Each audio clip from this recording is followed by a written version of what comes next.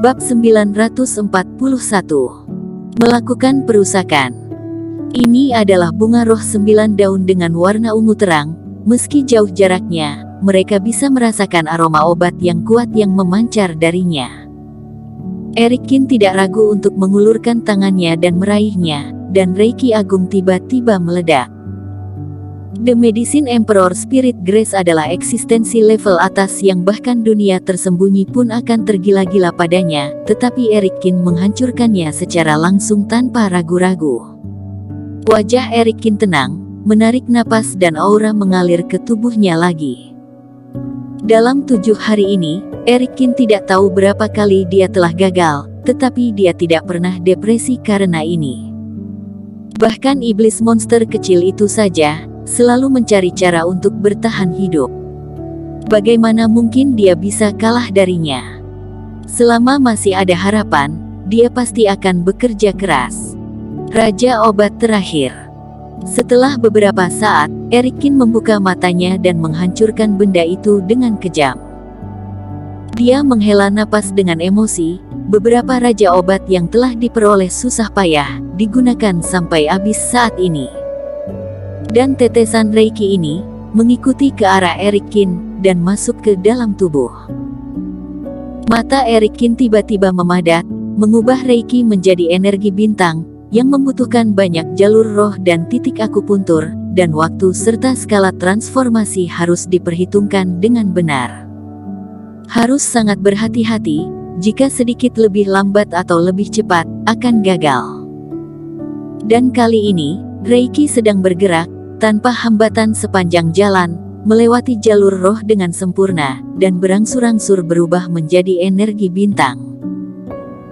Jantung Erikin berdegup kencang seperti gendang, memadatkan kerohanian hingga ekstrim. Saat ini ia hampir menutup semua inderanya, dan seluruh pikirannya terkonsentrasi pada energi bintang yang redup ini. Selama bisa melalui siklus mingguan dan membiarkan napas ini mengalir ke diafragma, Erikin akan memiliki energi bintang pertamanya sendiri. Pada saat ini, di ruang kabut itu, kabut sedikit bergetar, yang berbeda dari daya tarik binatang kecil, tetapi pengaruh kekuatan lain. Jika Erikin memperhatikan dunia luar saat ini, dia akan menemukan bahwa ada hisapan kedua di ruang kabut abu-abu. Tetesan Reiki yang ditarik oleh binatang kecil itu benar-benar terpisah dan berkumpul menuju arah Erikin.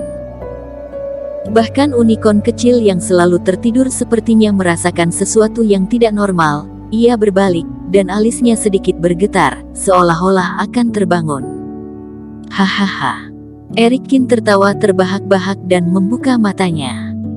Sejumlah besar darah tiba-tiba mengalir keluar dari tubuhnya, dan semua bajunya menjadi merah dalam sekejap. Sejumlah besar bekas luka muncul di kulit, padat, seperti pecah-pecah satu demi satu. Tapi Erikin tidak peduli, matanya begitu cerah, hatinya tergerak, dan energi bintang menyembur keluar dan muncul di telapak tangannya. Jika ada yang memperhatikan pemandangan ini saat ini, mereka pasti akan sangat terkejut. Karena Erikin tidak membangkitkan cahaya bintang, tetapi menampilkan energi bintang itu sendiri. Unicorn kecil juga tiba-tiba membuka matanya, dan menatap Erikin dengan mata mengantuk.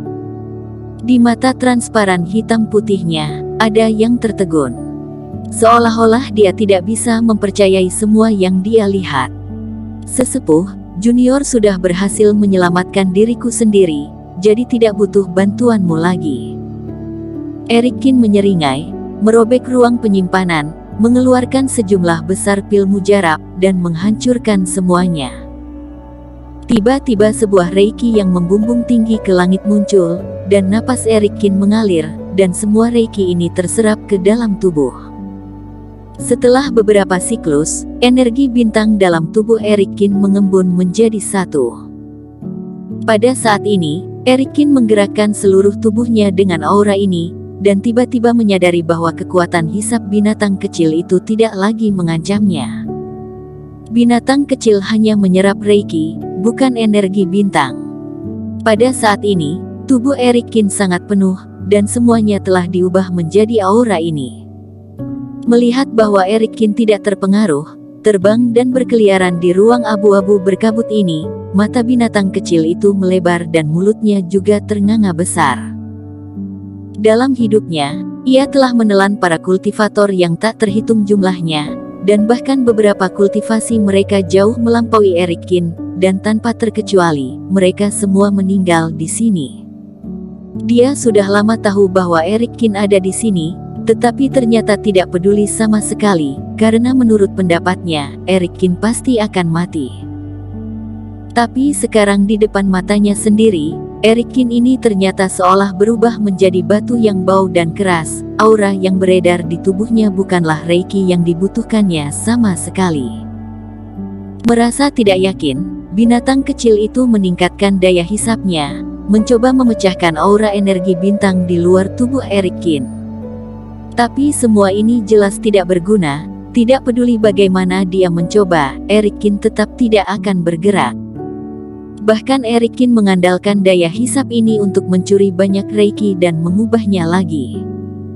Unicorn kecil itu benar-benar tidak bisa berkata-kata, dan ia hanya menutup matanya lagi dan tertidur lagi. Pemuda ini memang agak aneh, tapi tidak ada hubungannya dengannya. Apakah dia masih hidup atau sudah mati, dia tidak punya pengaruh apapun terhadapnya. Cit-cit. Teriakan tikus api, suaranya sedikit sedih, dan dia mendorong rambut Erikin dengan sepasang tangan kecilnya. Aku hampir lupa denganmu, nak. Erikin tersenyum, mengeluarkan sentuhan kerohanian, dan memberi tahu binatang itu cara kerjanya. Tentu saja, metode operasinya sendiri termasuk metode kultivator biasa dan tidak dapat secara langsung digunakan pada monster iblis, tetapi Erikin percaya bahwa dengan kebijaksanaan hewan kecil ini, dia akan mempelajari prinsip transformasi. Setelah merasakan pesan ini, tikus api tampak tercengang, dan segera berbaring di atas kepala Erikin, menutup matanya, dan sepertinya mulai memahami.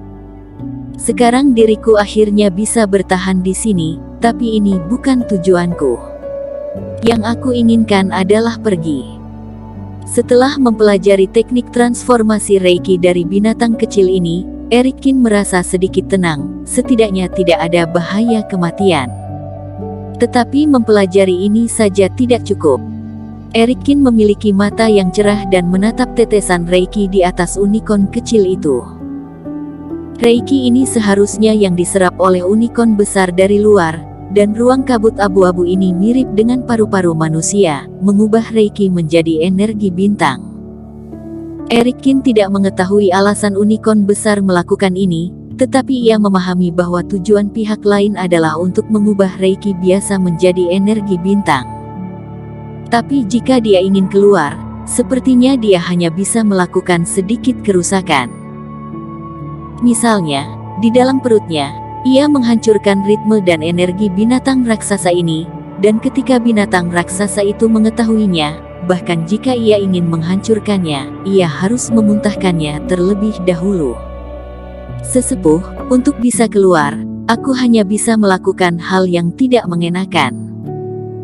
Erikin bergumam pada dirinya sendiri, dia terbang ke tetesan Reiki di atas, dan duduk lagi, tetapi kali ini, dia mulai mencoba teknik pembalikan. Perbuatan unicorn besar adalah mengubah Reiki menjadi energi bintang, kemudian Erikin bertindak sebaliknya, mengubah aura yang dia dapat dengan kerja kerasnya kembali ke aura sebelumnya. Dia tidak mempercayainya apakah binatang besar ini masih bisa mengabaikannya. Teknik pembalikan bukanlah perkara sederhana, dan Erikin menutup dirinya lagi. Tapi untungnya energi bintang bisa diserap sesuka hati, dan Erikin tidak perlu menghancurkan obat mujarab seperti sebelumnya untuk mendapatkan Reiki itu. Satu hari kemudian, binatang kecil di ruang kabut abu-abu itu bangun lagi. Sering terbangun membuatnya cukup tidak nyaman. Sepasang mata penuh amarah. Apalagi kali ini, terasa ada masalah dengan aura di ruangan itu dan dia jadi harus bangun. Ia membuka matanya dan mencari-cari sumber masalahnya. Setelah menemukan bahwa tidak ada kelainan di sekitarnya, ia mengangkat kepalanya. Bersambung. Terima kasih telah menonton video ini sampai akhir. Jangan lupa subscribe dan nantikan kisah episode selanjutnya hanya di Novel Story. Salam.